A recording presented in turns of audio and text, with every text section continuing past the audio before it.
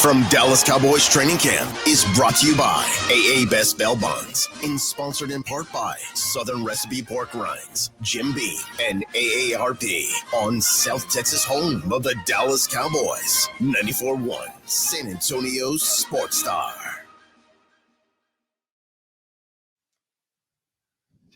Drama on the tennis courts here in Oxnard as we continue our Dallas Cowboys Training Camp coverage. What a day. Micah Parsons has requested a trade. Yeah, and it's interesting. We were talking about during the break, you kind of spoke this into existence. I blame you after last night at Nobu and moving a little slow today. You're like, we need something good to happen. And here we go. Let's talk about it here on The Blitz. Kristi Scales from the Dallas Cowboy Radio Network since 1991. Oh my gosh! You've seen all the drama, all the drama. Yeah, hired straight out of kindergarten. I just want to make that note regarding 1991. I think it was before pre-K. Yes, there you go. Thank you very much. This everything had been going too smoothly during camp, apparently.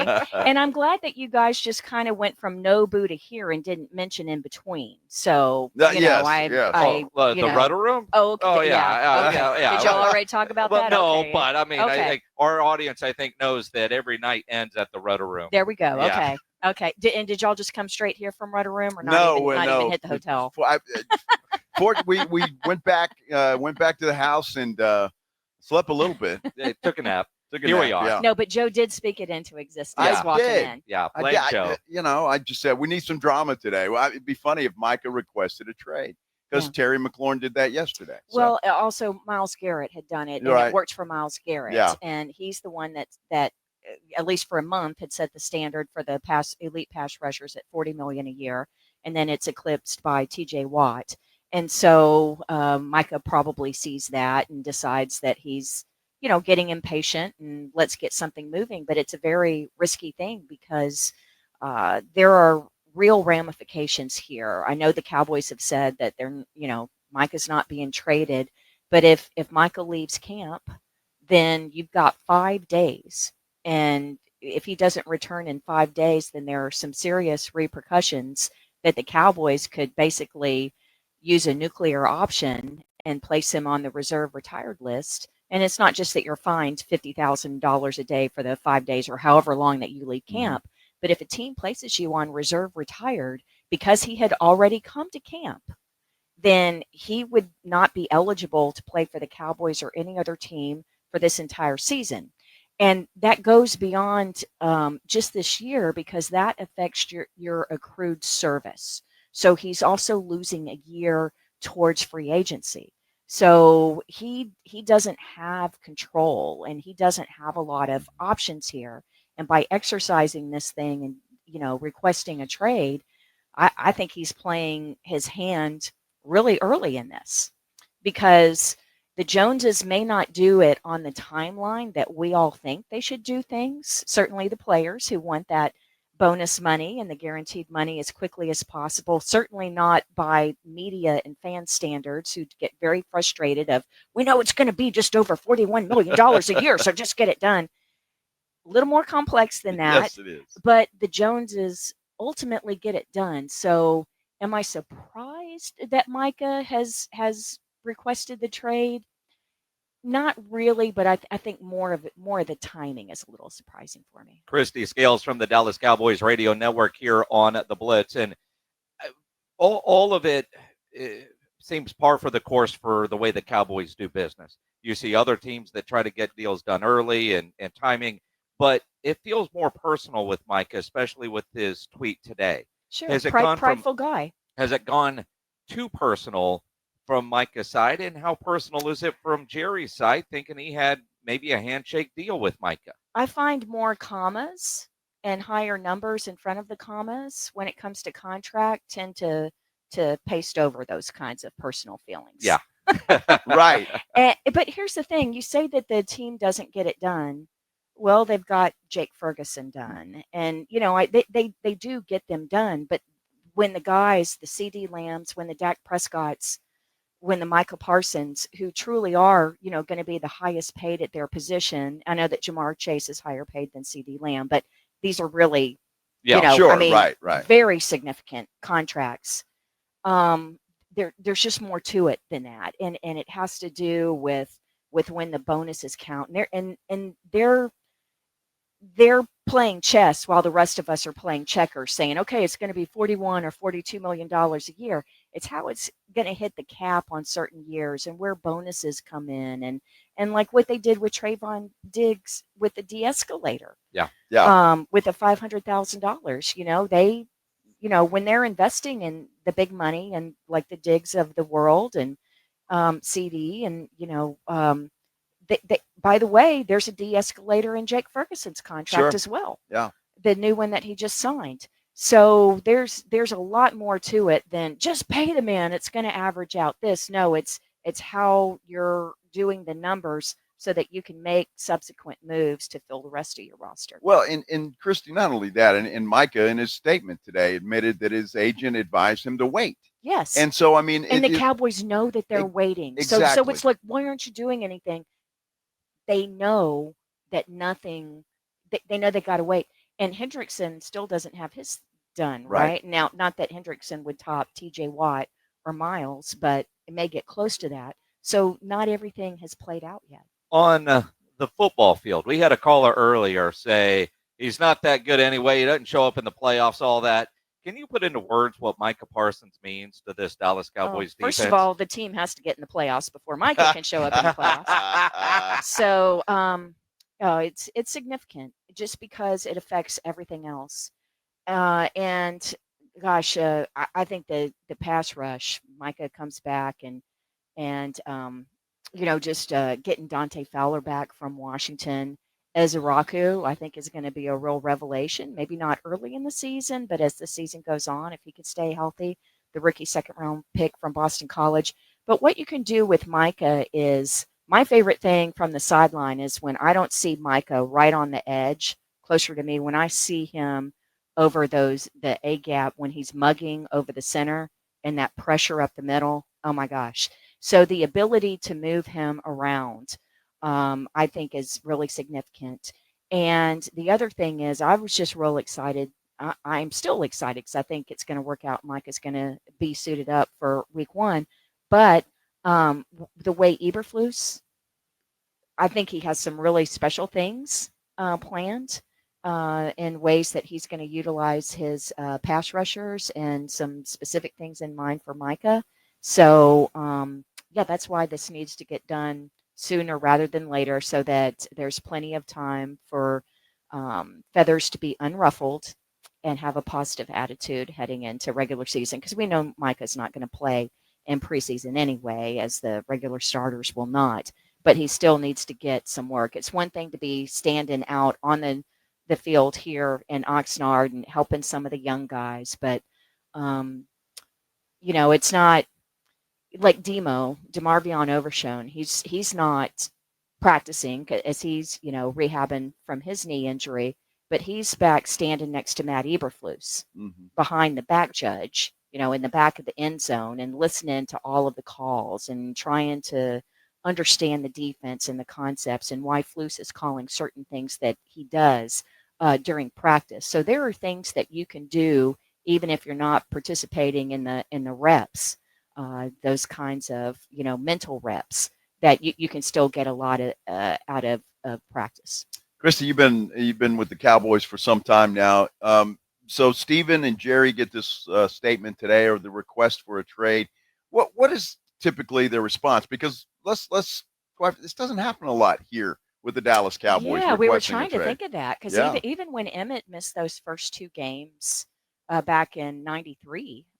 First 2 regular season games, don't ever recall an actual trade request. We were just talking about that in the media tent. Folks, we're like 10 yards away from where the rest of the media is gathered, and a lot of us have been on the beat for many years, and we were just trying to put our heads together of like, when have actual trade requests happened? It's gotten kind of ugly in negotiations at times, but we couldn't really off the tops of our heads think of trade requests. So I don't think that the Joneses are surprised by this. It's been murmured for the last couple days there could be a trade request coming. They know that Micah is a very prideful person, and nothing wrong with that. But if anybody thinks that this is threatening to the Joneses or will have them alter what they have in their mind anyway for what they want to do, I think that they don't know the Joneses. True. Kristi Scales joining us here on the Blitz, and you say it that way. I was trying to envision, because Micah said he personally requested it to Stephen Jones. So does he go to Stephen's room here at the complex, knock on the door, and say, I want to trade? And Stephen's, I was just trying to visualize. What do you think that conversation was like? There is an office here where we're in a hotel complex that's an extended stay kind of complex. So it's basically kind of like apartment buildings. Yep. And so, yes, the executives each have one of the hotel rooms that is set up as an office. So, in fact, I was just talking with Stephen's executive assistant today. We were talking about going to a concert later this weekend. It wasn't anything about football, but did he physically walk into that room? I'm not sure. It could have happened on a golf cart, Stephen's golf cart.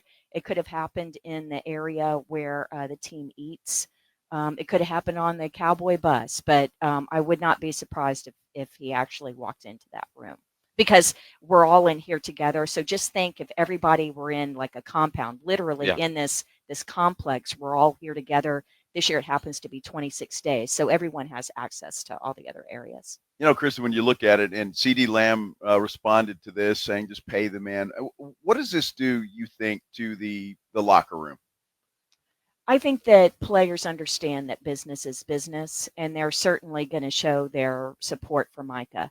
So, but CD, Dak, these guys, they know what it's like negotiating with the Joneses, or their agents do the negotiations. So let's be clear on that.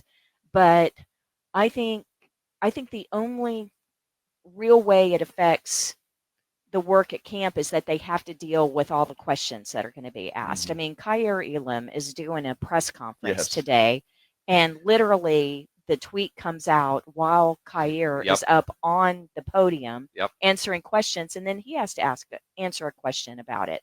And certainly it affects, it's going to affect the team a lot if Micah, if it doesn't get worked out. But the longer that he's not on the field during training camp getting practice reps, in a way it's good for the younger guys because they're getting those reps. But for the betterment of the team, the faster that Micah gets on the field and gets into game shape, because CD talked about it a lot, that missing training camp last year hurt his play early in the season. And not just physically getting back into game shape, but even though he's been with Dak his entire career, you don't just pick it up like that, right? So, just some of the timing and some of the nuance and things like that. So it hurt the Cowboys passing game, especially early last year, CD missing that time. And it would be the same if Dak doesn't get any practice reps heading into the regular season for the defense. Most people listening right now are Cowboy fans and Spurs fans. Sure. You live in Dallas. What would the Metroplex be like if in the same calendar year Micah gets traded a couple of months after Luka got traded? Apoplectic.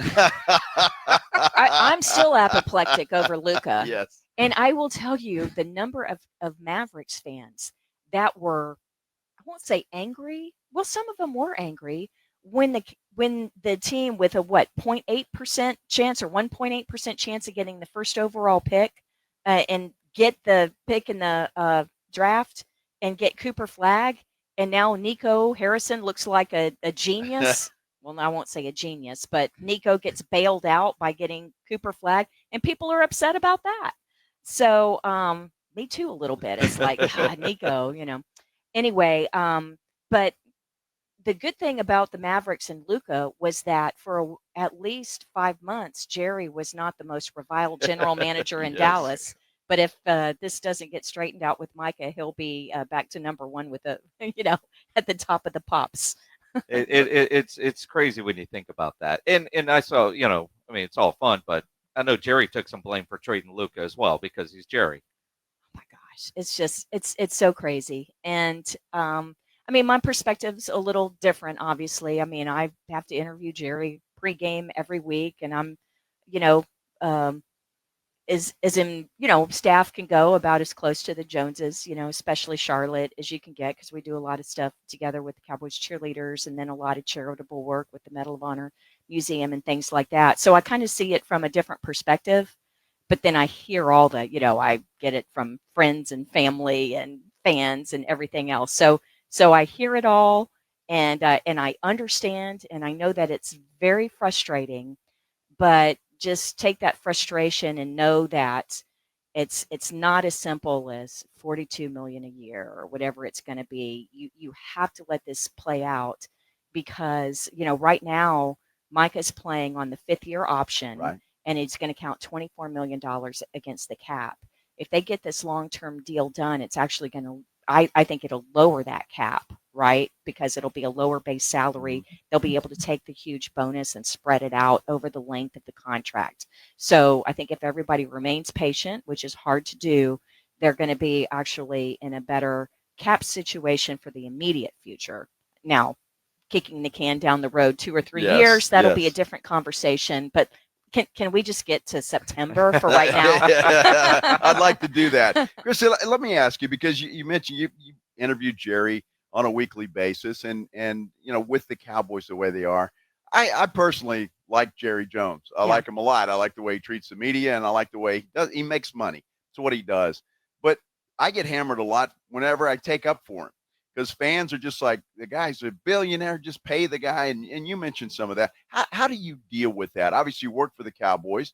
How do you deal with that? Yeah, they're just the people that don't like Jerry Jones have not met Jerry Jones, because he's endearing, he's charming. I always joke that he could sell sand to Saudi Arabia. Yes. And there are a lot of things that Jerry and the Jones family do behind the scenes. They're fiercely loyal to staff, and there are so many kind things that are done that aren't spoken of publicly. Funerals paid for of staff members, and we had a player, well-known player back in the 90s, whose son had a very debilitating and rare form of juvenile arthritis. And on the off days, back then it was either Monday or Tuesday, players stay off, and Jerry made his private plane available to this player, the son and the mother, and they would fly to different places in the country on Jerry's dime to meet with different specialists in juvenile arthritis. And I mean, I could tell you 1,000 of these stories, and no one talks about that. And that's okay, because the Joneses don't want it talked about. But what fans care about is what's on the field. Yep. And it's 29 years since the last NFC Championship game, and Washington getting there, and then now Cowboys are like last on the list. That it makes it tough. So I think that here's my stance on Jerry Jones. If you want to criticize him as a general manager, absolute fair play, because we can go down the list and see all the things. Should have done this, should have done that. But the personal attacks, I think, are unfounded, because if you don't know him personally and know all of the things that the Joneses have done, and I don't just mean for staff members or former players, but in the community, I think a lot of the criticism on him personally is very unfair. Kristi Scales joining us here on the Blitz 94.1 at San Antonio Sports Star. Because of the Micah drama, that's obviously dominating every conversation. But real quick, out here at camp, just the vibe is so different than it was a year great, ago. Isn't it? Oh, it's entertaining. We're not bored yet. Entertaining, crazy, but players seem to be buying into Brian Schottenheimer as the head coach. But as you're out there watching all the practices and all the people that you get to visit with, who are some early standouts that might surprise people listening right now? Well, Kyer Elam. I think, people have read or heard about, his interceptions and the like, but boy, is he going to be crucial, especially with Trayvon rehabbing, and Siobhan Revel, may not be out there at the beginning of the season, the rookie from East Carolina. And at cornerback, Keemon Hall, who has been playing inside behind Deron Bland. But all of these injuries that we have at cornerback, Deron may have to move to the outside. So Hall might be really crucial on the inside. So, the running backs, I'm Yeah. really intrigued. I'm really intrigued by that, and I don't know how much we're going to see of the veterans, if at all. Williams and Miles Sanders in the preseason. We may not even see Hunter Lipke in the preseason. But I think the run game is going to be a lot better for the Cowboys this year, but mainly because of a better offensive line. Now, I say that, and Tyler Guyton's out, and now maybe Tyler Smith is dealing with some stuff, and anyway. But the thing I noticed the first week of camp is they started using some jumbo packages earlier than what you've seen in camp.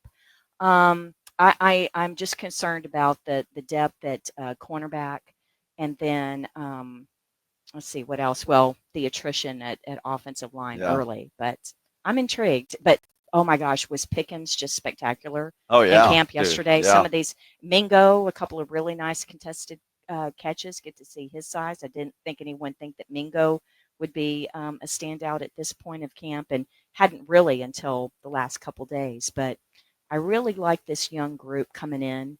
Um, it, but here's the thing: it is such a killer schedule. Oh, yeah. I think the team is going to be better this year, but I don't know if that's going to be reflected in the standings and the one loss column.